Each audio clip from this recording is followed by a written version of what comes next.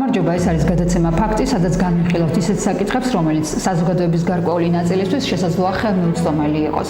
Deep State გლობალური ომის პარტია, მეორე ფრონტის გახსნის საფრთხე და დასავლეთიდან მომდინარე ეგრეთ წოდებული გარყვნილება ან ტრადიციების დაკარგვის შიში. ეს არის სისტემები, რომლებითაც საზოგადოებაში გაურკვევლობას, დაძაბულობას და უიმედობას ქმნიან. მოდი დავფიქრდეთ, რეალურად ეს არის ის მთავარი პრობლემები, რაც ყველაზე მეტად აწუხებს ამ ქვეყანას. მაშინ, როდესაც ჩვენივე თანამოქალაქეები საკუთარი ეზოებიდან, სახლებიდან ყოველდღიურად უყურებენ შეიარაღებული რუსეთის ჯარისკაცების გადაადგილებას. მაშინ, როდესაც ამ ქვეყანაში ბავშვები ჩიმშილობენ და მოხუცებისთვის თვიდან თვემდე პენსია მედიკამენტებისთვისაც არასაკმარისია.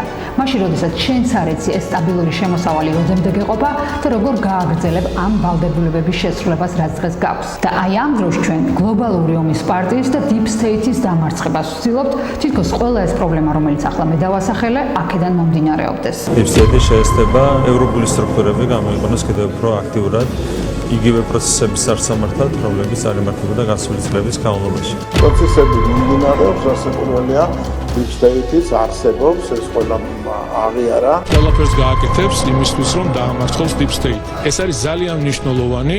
ჩვენ ამაზე ბოლო თვეების განმავლობაში ღიად საუბრობდით. Deep State-ის, რომელსაც ჩვენ გლობალურ ომის პარტიას უწოდებთ ხოლმე, დამარცხება არამხოლოდ ამერიკის შეერთებული შტატებისთვის არის მნიშვნელოვანი, არამედ მთელი მსოფლიოსთვის. ნაცვლად იმისა, რომ ქვეყანაში ევროინტეგრაციის ხელშეწყობით და დემოკრატიული პროცესების განვითარებით ვიყოთ დაკავებულები, საუბრობთ გამოგონილ მტრებზე, თითქოს დაგვაუწყდეს 90-იანი წლები და 2008 წლის ის სისასტიკეები, რაც ჩვენივე თვალით შეთანხმების ამ ქალაქში ვნახეთ. ახლა დავფიქრდეთ, ვის და რატომ აწყობს რეალური საჭიროებები გადავდოთ და მთელი ჩვენი რესურსი ამ სიცრუის მანქანას მოვარგოთ. სწორედ ამ გადაცემაში შევეცდებით ოდნავ მაინც დაგაფიქროთ იმ თემებზე, რომლებზეც ღიად არავინ გესაუბრებათ. მოგაწოდოთ რეალური ინფორმაცია და გადამოწმებული ფაქტები, რომელთა ცოდნაც მოგცემთ საშუალებას თავადვე გამოიტანოთ დასკვნები და არა ვინმემ გიკარნახოთ და არ მოექცეთ იმ დაუწყებთა ჯგუფებში, რომლებითაც მარტივად მანიპულირებენ და მარტივად ატყუებენ. მაშასე საუბრობთ ფაქტებით იმისთვის, რომ ვიცოდეთ სიმართლე და არ შევიდეთ შეცდომაში.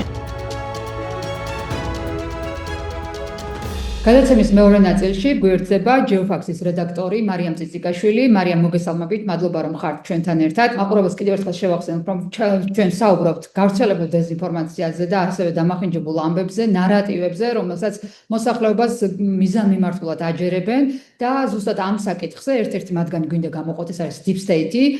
მარიამ, მოდი დავიწყოთ პირდაპირ ზოგადად ნარატივების მიმოხილვით და კონკრეტულად Deep State-ზე რას გვეტყვი? რატომ არის წინ წამოწეული ეს თემა, რას ცდილობენ ამით, რომ საზოგადოებაში, მოქალაქეებში გარკვეული შიში შეიტანონ, გაურკვევლობა შეიტანონ და ზოგადად რა მიზანს ემსახურება აი ეს ნარატივების გავრცელება? მადლობა ნინო, მივესალმები თქვენს მაყურებელს, რომლებიც ჩვენს გადაცემას მოусმენენ.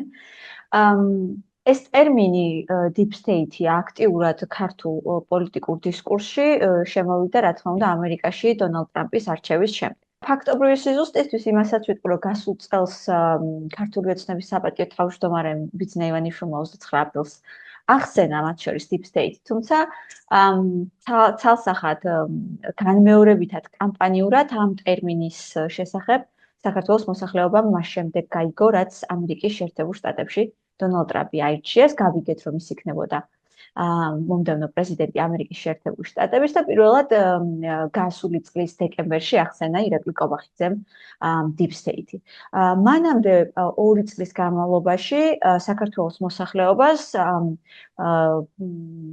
ბოდიში უხეში ტერმინოლოგიისთვის, მაგრამ ტვინს ურეცხავდნენ სხვა ტერმინით. ეს ტერმინი იყო გლობალური ომის პარტია. ახლა თავდაპირველად ხელისუფლებამ დაიწყო ამ გლობალური ომის პარტიის ერთგვარ სინონიმად ქცევა ტერმინისა Deep State. თუმცა ახლა რომელს უფრო ხშირად ხმარობენ, ეს კიდევ სანახავია და კიდევ განვითარდება ალბათ და უფრო მეტად დავინახავთ რა და როგორ ხდება, იმიტომ რომ ყოველკვირეულად ხშირად იცვლება მათი განცხადებები. იყო პერიოდი, როდესაც მაგალითად ირაკლი კობახიძე მოქალაქეებს იმასაც პირდებოდა, რომ Deep State გლობალური ომის პარტიასთან დალაგდებოდა. თუმცა მოგვიანებით ესეც უარყვეს. რიგითი მოქალაქისთვის შეიძლება ეს ასე შესამჩნევი არ იყოს, მაგრამ როდესაც პროფესიონალურად შენ ცდილობ რომ დააკვირდე, როგორ ვითარდებოდა ამ ტერმინოლოგიის გამოყენება, შემოყვანა და ასე შემდეგ, აი ეს ურთიერთ საწინააღმდეგო და აბსურდული და განცხადებები ამ ტერმინების გამოყენებით კიდევ უფრო ცხადი ხდება. რა თქმა უნდა, მთავარი მიზეზი ეს გლობალური ომის პარტიის გამოგონება იქნებოდა თუ Deep State-ის გამოგონება იქნებოდა თუ ჩემი ერთ-ერთი კოლეგა ამბობს ხოლმე, თუ გველყუას გამოგონება იქნებოდა და გველყუათი შეაშინებდნენ საქართველოს მოქალაქეებს. მიზანი არის მარტივი, რომ ხელისუფლებამ შეძლოს გადაფაროს ის რეალური პრობლემები, რაც ქვეყანაში არსებობს და საზოგადოების მთლიანი ყურადღება მიაპყროს გამოგონილ მტერს. და აი ამ დაშანტაჟებულ და დაშინებულ მოსახლეობაზე განახორციელოს საინფორმაციო ოპერაცია მისთვის სასურველი მიზნებით. რომ ამ ქვეყანაში არ ხდებოდეს და არ მიმდინარეობდეს საუბრები იმ პრობლემებზე, რაც ჩვენს მოქალაქეებს ყოველდღიურად აქვთ. ეს არის ერთ-ერთი მთავარი მიზეზი და სულ თავიდან თუ გავიხსენებთ, აი რა შემთხვევაში შემოდიოდა ხოლმე აქტიურად ეს ბრალდებები საქართველოს სტრატეგიულ პარტნიორებზე და შემდეგ გამოიგონეს, რომ თურმე ამ სტრატეგიულ პარტნიორებს აკონტროლებს ან გავლენა აქვს ამ გამოგონილ ძალებს. ძირითადი გამომწვევი მიზეზი იყო ხოლმე კრიტიკა, რომელიც მოდიოდა დასავლეთიდან საქართველოს წინააღმდეგ და ეს კრიტიკა როგორც წესი უკავშირდებოდა ხოლმე საქართველოს ხელისუფლების მიერ გადადგმულ არადემოკრატიულ ნაბიჯებს, მიღებულ კანონებს, რომლებსაც ასაღებენ დემოკრატიულად და სინამდვილეში პირდაპირ ან რუსული კანონების კოპია, ან რუსული ინტერესების მოსამსახურე კანონებია, რომლებიც ამ ქვეყანაში ჩვენი მოქალაქეების კეთილდღეობაზე არ არის ორიენტირებული და პირიქით მედიის დაცენზურებაზეა ორიენტირებული, კრიტიკული ადამიანების გაჩვენებაზე არის ორიენტირებული. და იმის მიხედვით თუ ვინ აკრიტიკებდა საქართველოს ხელისუფლებას, იმის მიხედვით ჩნდებოდნენ ხოლმე ორგანიზაციები, რომლებიც თურმე ამ გამოგონილი მტრის გავლენის ქვეშ იყვნენ. ასე მაგალითად, თუ კი კონგრესიდან გააკეთებდნენ კონგრესის წევრები კრიტიკულ განცხადებებს საქართველოში მიღებულ მაგალითად ეგრეთ წოდებულ რუსულ კანონზე, მაშინ ხელისუფლება ამბობდა, რომ აი კონგრესის ამ კონკრეტულ ადამიანებზე გავლენა აქვს გლობალური ომის პარტიას. მათი მიზანი არის, რომ კრიტიკა, ის ობიექტური სამართლიანი კრიტიკა, რომელიც მოდის საქართველოს ხელისუფლების მისამართით, რაც კიდევ ერთხელ ვიტყვი, რომ გამოწვეულია იმ არადემოკრატიული ნაბიჯების და კანონმდებლობების მიღებით, რომელიც ამ ქვეყნის დემოკრატიას ანადგურებს და აშორებს ევროკავშირს, რომელსაც საქართველოს მოსახლეობის და მოქალაქეების უმრავლესობა უჭერს მხარს და საქართველოს კონსტიტუციის ნაწილია.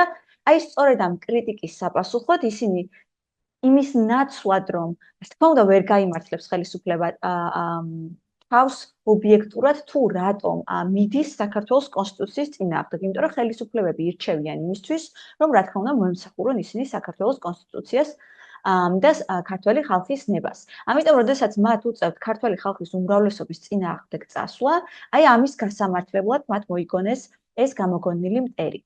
და იმას ვამბობდი, რომ შემდეგ მოკლედ ვენეციის კომისია, ევროპის საბჭო, სხვათა შორის ეს ის ევროპის საბჭოა, რომლის წევრი საქართველო 1999 წელს გახდა და აი სწორედ ამ ღირსშესანიშნავ ისტორიული და სიმბოლური დატვირთვაც ჰქონდა საქართველოს ევროსაბჭოში გაერთიანებას, იმ კუთხით, რომ ეს იყო რაღაცნაირად ჩვენი ევროპულ ოჯახში დაბრუნების სიმბოლო, იმიტომ რომ პირველი ევროპული ინსტიტუტი იყო, ორგანიზაცია იყო, სადაც ჩვენ შევედით და სწორედ ამ სიმბოლურ ამბავს უკავშირდებოდა მაშინ ზურაბ ჯვანიას განცხადება, რომ როდესაც მან თქვა, რომ ის არის ქართველი და მას შესაბამე ის არის ევროპელი.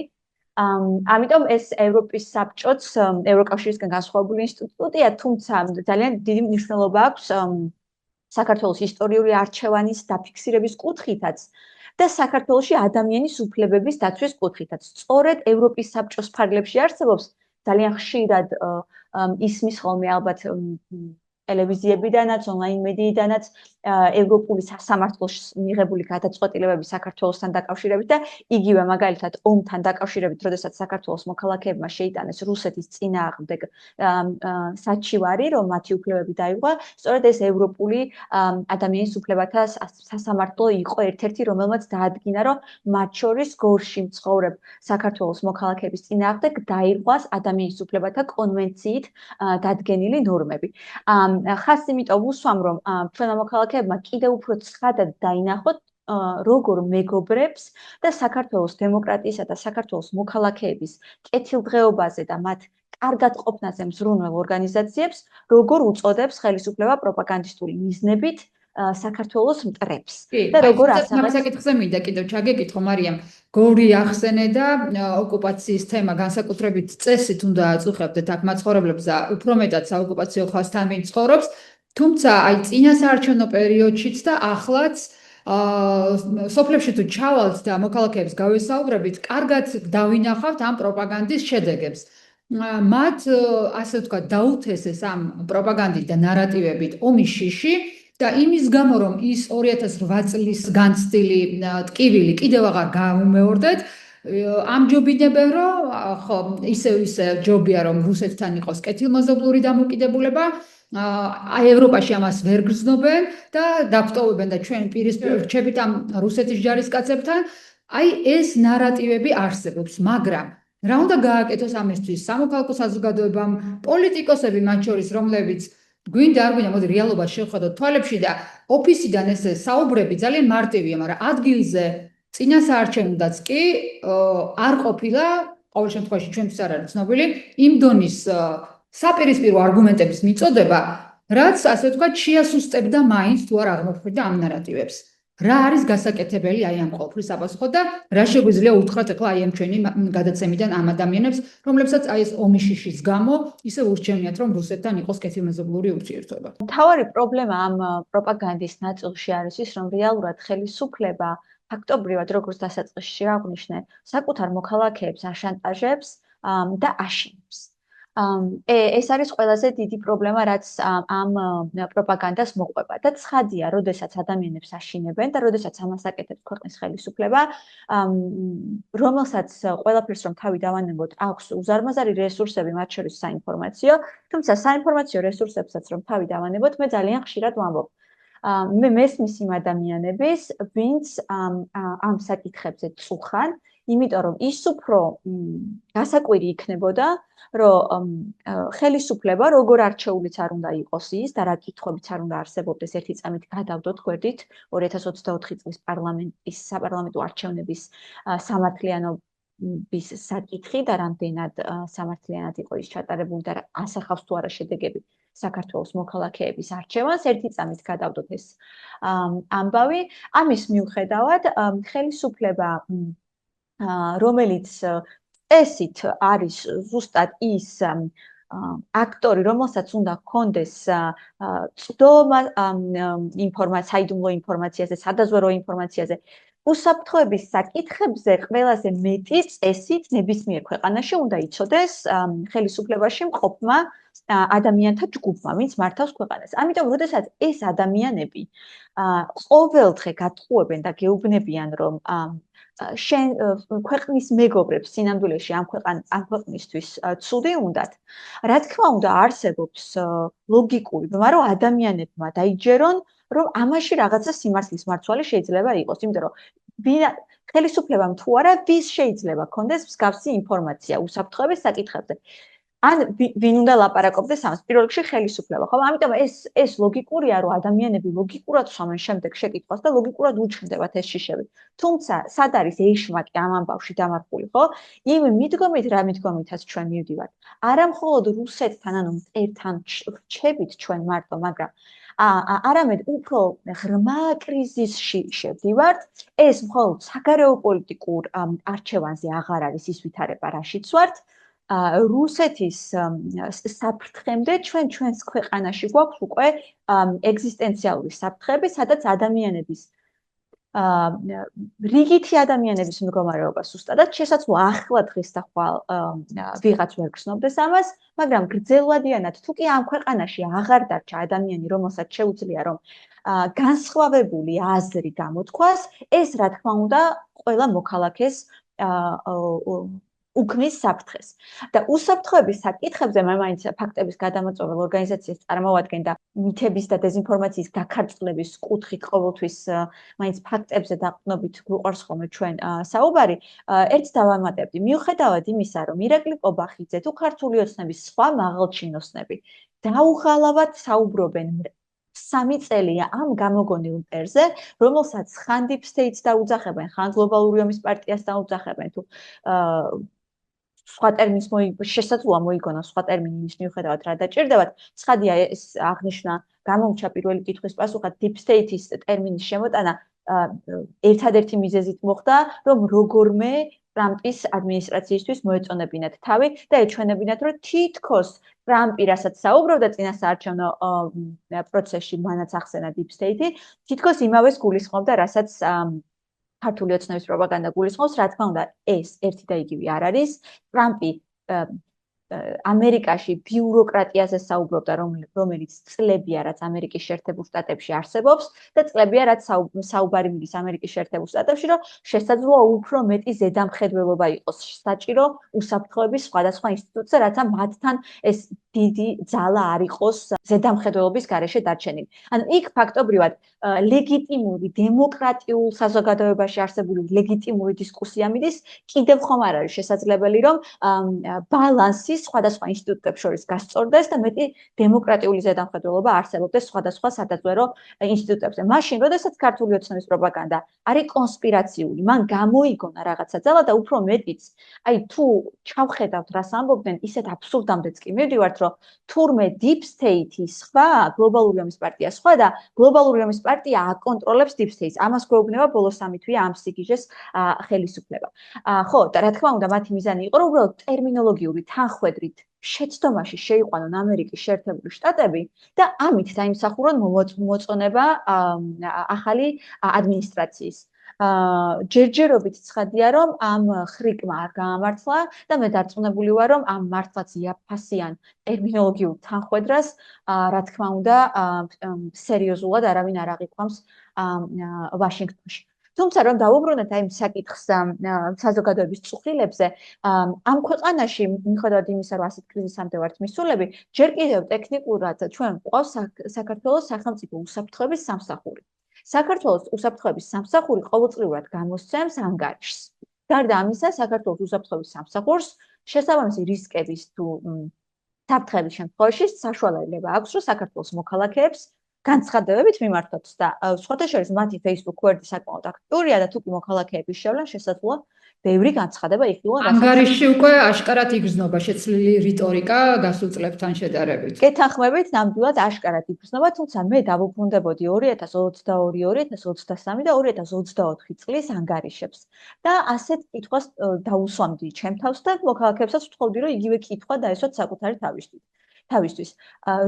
ნახონ არსებობს თუ არა ტერმინი გლობალური ომის პარტია, ინსტიტუტი კრებსით ისახელი გლობალური ომის პარტია იმ ინსტიტუტის ანგარიში, რომელიც პასუხისმგებელია, რომ დააიდენტიფიციროს, გამოიკვლიოს, იპოვოს ზუსტად ის ძალები, ის ორგანიზაციები, რომლებიც შესაძლოა საქართველოს სახელმწიფოს წინააღმდეგ დანაშაულებს გეგმავდნენ და ქართული სახელმწიფოს დასუსტებისთვის იბრძოდნენ. ანუ ქართული ოცნების პარტიის წარმომადგენლები ჩვენ განუწყვეტლივ გვეუბნებიან, რომ ბოლოს 3 წლის განმავლობაში არსებობს ძალა, რომელიც ამ ქვეყანაში სტაბილურობას და მშვიდობას ძირს უთხრიდა, მაგრამ უსაფრთხოების სამსახურს, რომელიც პასუხისმგებელია ამ ქვეყნის სტაბილურობაზეც და ამ საფრთხეების გაუნებელყოფაზეც, არც ერთხელ არ უხსენებია გლობალური ომის პარტია.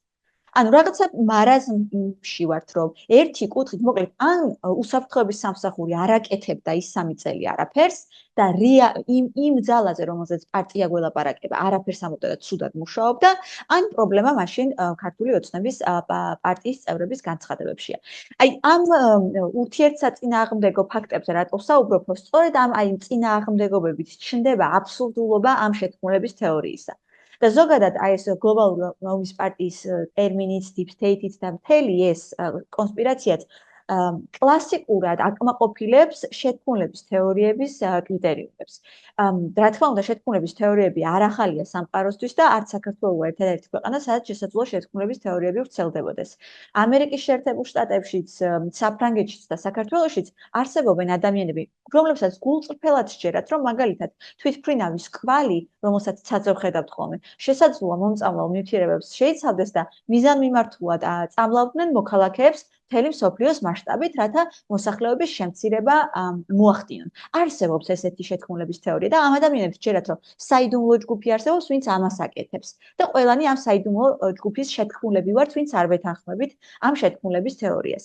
და შეთქმულების თეორეტიკოსები როგორც წესი ბოლომდე არ გეუბნებიან სიმართლეს, რაღაცა ნაწილს თავისთვის იტოვებენ, რა თქმა უნდა გეუბნებიან რომ ყველაფერზე პასუხი ასე შეიძლება ვერ გითხრან, მაგრამ აი ამ შეთქმული ჯგუფის და საიდუმლო ჯგუფის საფარქვეშ მათთვის სასურველ განცხადებებს აკეთებენ ხოლმე და ყველაფრის ახსნას ახერხებენ ამ საიდუმლო ჯგუფის და რასაც ვერ ახერხებენ იმ ნაწილებზე ამბობენ რომ თქვათ ამდენის თქმა ბოლომდე არ შეუძლიათ და აი ირაკლი კობახიძის ერთ-ერთი განცხადება მახსენდება ერთხელ მაგალითად გვეუბნებოდა რომ 20 ან 30% თუ გეტყვითო გლობალურ რომის პარტიაზე მეტსო ვერ გეტყვითო აი ერთი წამით რომ დავშორდეთ ქართულ რეალობას და გვერდიდან შევხედოთ რა განცხადებებს აკეთებს ქვეყნის პირველი პირი მე ძალიან შეურაცხყოფილად ვიგრძნობდი ესე შორიდან რო ხედავდე რომ რას უკეთებენ ადამიანები. თუმცა მოქალაქეების ინფორმაცია არ არის, ცნობიერება დაბალია და ზუსტად ამით სარგებლობენ და ეს იწვევს ხო რეალურად პრობლემას. რა არის გასაკეთებელი მარიამ, იმიტომ რომ ჩვენ გქონდა შეხვედრები სამოქალაქო საზოგადოებასაც არაერთი პროექტი აქვს განხორციელებული, მედია წიგნიერების მიმართულებით იყო გარკვეული მუშაობა, მაგრამ არ არის საკმარისი, დავინახეთ ხო?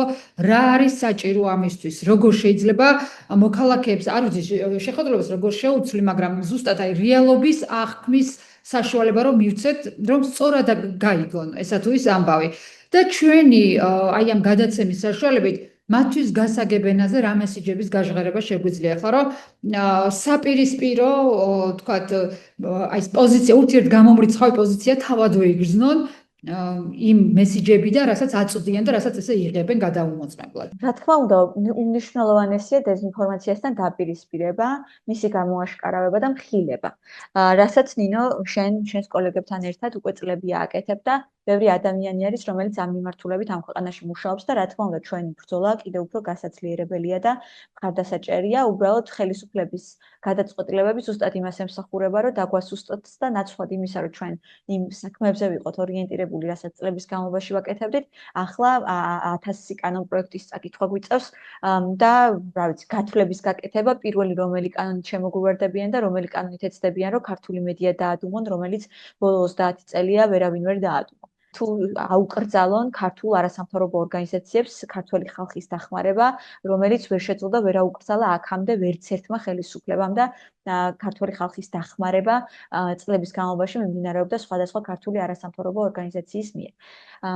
და ამასაც გვატყუებენ, რომ თითქოს ეს არასამთავრობო ორგანიზაციები რაღაცა უცხოური ფენომენია და თითქოს ეს არ არის ქართული ფენომენი და თითქოს ილია ჭავჭავაძე არ იყო ის პირველი ადამიანი, ის საამაყო ქართველი, რომელმაც ერთ-ერთი პირველი ქართული არასამთავრობო ორგანიზაცია დააარსა ქართული ენის გამავრცელებელი და წერა-კითხვის გამავრცელებელი საზოგადოების სახით. თუმცა დეზინფორმაციასთან დაპირისპირების პარალელურად და ეს თავის თავშიც მოიცავს იმას, რასაც ვიტყვი, მაგრამ მეორე მხრივ ჩვენ ძალიან აქტიურად უნდა ვეცადოთ რომ სწორი ინფორმაცია მივიტანოთ ადამიანებამდე.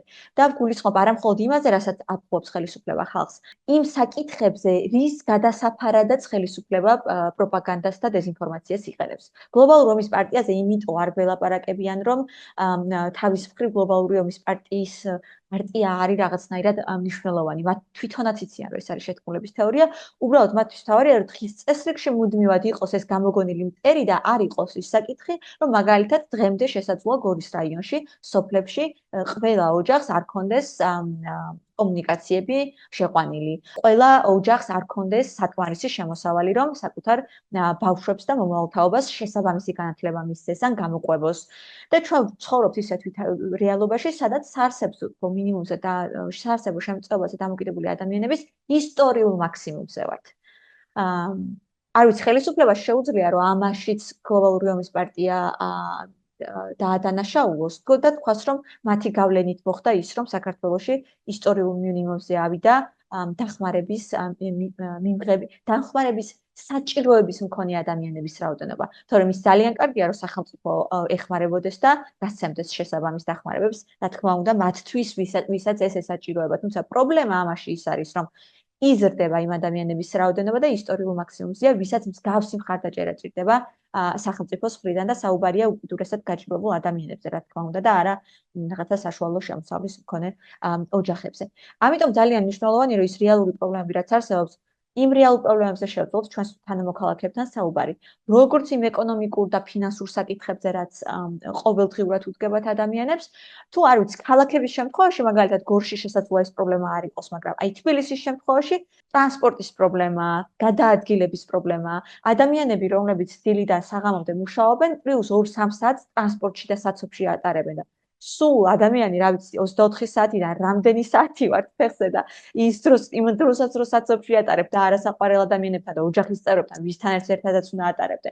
და მოკლედ მთელი ჩვენი ძალისხმევა, რა თქმა უნდა, მიემართოს, რომ ჩვენ კიდევ ერთხელ არ დავავიწყოთ და ხელი შევუწყოთ ჩვენს მოქალაქეებს, რატომ გვიწერია კონსტიტუციაში, მათ შორის ის 78 მუხლი და რატომ აქვს არჩეული საქართველოს მოქალაქეების უმრავლესობას ევროკავშირის წევრობა. იმიტომ რომ ეს არის ის სივრცე, რაც უდრის შეძლებულ ოჯახს, რაც უდრის გაძლიერებულ ახალგაზრდებს, შესაძლებლობებს ახალგაზრდებისთვის. ევროკავშირში მაგალითად არსებობს ძალიან ხშირად ვსაუბრობთ ხოლმე ამ პროგრამაზე. ერთი პატარა პროგრამაა, მაგრამ ძალიან კარგად აჩვენებს პრიორიტეტებს. არსებობს ახალგაზრდების გარანტია ესეთი პროგრამა, რომელიც ზრუნავს, რომ არა მხოლოდ დამატებით უნარჩვევები მისცეს, გადაამზადოს ახალგაზრდები, არამედ უზრუნველყოს, რომ შემდეგ ამ ახალგაზრდებმა გაიარონ, დასაქმდნენ, მოკლევადიანად და შეიქმნან მათ შორის სამუშაო გამოცდილება. ხშირად საქართველოში ანეკდოტად იყო ხოლმე ქცეული, რომ 20 წლის ახალგაზრდას ხან 7 წლის გამოცდილებას თხოვდნენ ხოლმე. აი ევროკავშირში არსებობს პროგრამები, რომლებიც არა მხოლოდ უნარჩვევებს და ცოდნას აძლევს, სამუშაო გამოცდილების დაგროვებაშიც კი ეხმარება ახალგაზრდებს. და ეს არის ის სივრცე, სადაც ასეთ საკითხებზე საუბრობენ და ჩვენ გვალაპარაკებენ გამოგონილ მტრებზე და გვაპირისპირებენ და ქართული საზოგადოების ერთიანობას ხლეჩენ და ამასთან ბრძოლის მთავარი არაღად მე სიმართლის და სწორი ინფორმაციის გავრცელება მესახება და მიუხედავად იმისა, რომ რაღაც მომენტებში შეიძლება გარკვეულწილად ცოტა პესიმისტურად ვუყურებდეთ ვითარებას, მე მგონია, რომ ის ფაქტი, რომ არ ვიცი, მე რამდენად ღია რომ საქართველოს სხვადასხვა წერტილში პროტესტი მიმდინარეობს და გორი არის ის გამორჩეული ადგილი, სადაც უკვე უწყვეტად მიმდინარეობს პროტესტი, ეს არის უკვე ძალიან დიდი მიღწევა. ის, რომ საქართველოში განსხვავებული აზრი არსებობს, ეს არის მთავარი განმასხვავებელი იმისა, რომ საქართველო ჯერ კიდევ იბრძვის საკუთარი დემოკრატიული ამოქმედებენ კანონებს, სადაც ეს შეზღუდვები უკვე დადგება დღის წესრიგში და აი ამ ფონზე როგორ ფიქრობ, რა შეგვიძლია კიდევ იმედად დავიტოვოთ და რა გამოსავალი გესახება, როგორ წარმოგიდგენიათ თუნდაც ივნისიდან ჩვენი საქმიანობა და ზოგადად საქართველოში მოქალაქეების ცხოვრება ამ დეზინფორმაციის ფონზე, რომელსაც ესე მძლავრად პროპაგანდის იარაღი, პროპაგანდის მანქანა ამუშავებული ყავთ და არც არის რაიმე იმის ნიშანწყალი, რომ რაღაც გადაუხოვენ თუნდაც ამ მიმართულებას. მდგომარეობა მართლაც სერიოზულია და მართლაც ძალიან სახიფათო გზაზე დგას სამწუხაროდ ჩვენი ქვეყანა. ივნისიდან მე ვიცი, რომ სამოქალაქო საზოგადოების და ქართული მედია ორგანიზაციების უმრავლესობა აპირებს, რომ გააგრძელოს ისევ მუშაობა, იბრძოლოს ამ ქვეყანაში ქართული ხალხის სწორ ინფორმაციაზე წვდომისთვის, მათი პრობლემების მოგვარებისთვის, ეს ასე გაგრძელდება. რა თქმა უნდა, ხელისუფლებას ექნება არჩევანი, რომ მოგკიდოს ყველას ერთად და ჩაყვაროს ციხეში, ან აირჩიოს რამდენიმე და გამოსაჩენად რამდენიმე ადამიანი დასაჭოს, რომ შექმნას შემდეგ ის ეფექტი, რომ სხვებმაც უარი თქვან კრიტიკული აზრის გამოხატვაზე, ადამიანების პრობლემების ხმამაღლა საუბარზე. მაგრამ მე ვფიქრობ, რომ ქართული საზოგადოება აქამდეც არაერთხელ დაუმტკიცებია, რომ შეუძლია შეეწინააღმდეგოს ავტორიტარიზმს. მართალია, ალბათ ასეთი კრიზისი ამ ქვეყანას ნამდვილად არ ქონია, ავტორიტარები ყოლია, მაგრამ ასეთ დონემდე ალბათ არასდროს არ მისულა და ამიტომ პროგნოზირება რთულია. მე ერთი რამე შემიძლია ვთქვა, მე ვიცი, რომ სამოქალაქო საზოგადოების ორგანიზაციების უმრავლესობა აპირებს ბრძოლის გაგრძელებას და დარწმუნებული ვარ, რომ ამ ორგანიზაციების მიღმა არსებული საქართველოს მოქალაქეებიც გაგრძელებენ ამ ბრძოლას და მარტივი ტესტი მაქვს ამის, რომ გავიხსენებ ხოლმე დეკემბერში ფართომასშტაბიან აქციებს და იმ ადამიანებს, რომლებიც იქ იმყოფებოდნენ, ის ადამიანები არსად არ წასულან, ის ადამიანები კვლავ საქართველოში ცხოვრობენ და იმ ადამიანებისთვის კვლავ მიუღებელია ის, რასაც ხელისუფლება აკეთებს, რომ აშორებს ამ ქვეყანას კონსტიტუციით არჩეულ ევროკავშირს და ევროკავშირის გარდა იმ მართლობის ფორმას, რაც საქართველოს მოქალაქეებმა რისთვისაც 9 აპრილს იბრძოდნენ, რისთვისაც 91 წლის 31 მარტს მისცეს რეფერენდუმში ხმას და რისთვისაც პირველი რესპუბლიკის დროს ადამიანები იბრძოდნენ ამ ქვეყნის სუვერენიტეტისთვის, დემოკრატიული მომავლისთვის და თავისუფლებისთვის. მე მგონი ამ ბრძოლაში ამ თარიღებს ძალიან დიდი მნიშვნელობა არ არის უბრალოდ, რომ ჩვენ ამ ქვეყანაში გავაგრძელოთ ცხოვრება და შემდეგ უკვე საქმიანობა, რა თქმა უნდა. მარიამ, ძალიან დიდი მადლობა, ძალიან ამომწურავი პასუხებისთვის და მგონია, რომ მნიშვნელოვანია აი ამ პერიოდში ზუსტად მოქალაქეების იმ ნაწილს გავაგებინოთ და აუხსნათ თუ რატომ არიან ისინი ამ დეზინფორმაციის მსხვერპლი და რა მიმართულებით უნდა იფიქრონ, იმიტომ რომ მათი აი ეს შეხედულებები და განწყობები ნამდვილად არის მნიშვნელოვანი დღეს ქვეყნის განვითარების პროცესზე. Geofacts-ის რედაქტორი მარიამ წიწიკაშვილი იყო ჩვენი გადაცემის სტუმარი, ჩვენ მომავალ შეხვედრამდე გემშვიდობებით. მადლობა რომ იყავით ჩვენთან ერთად.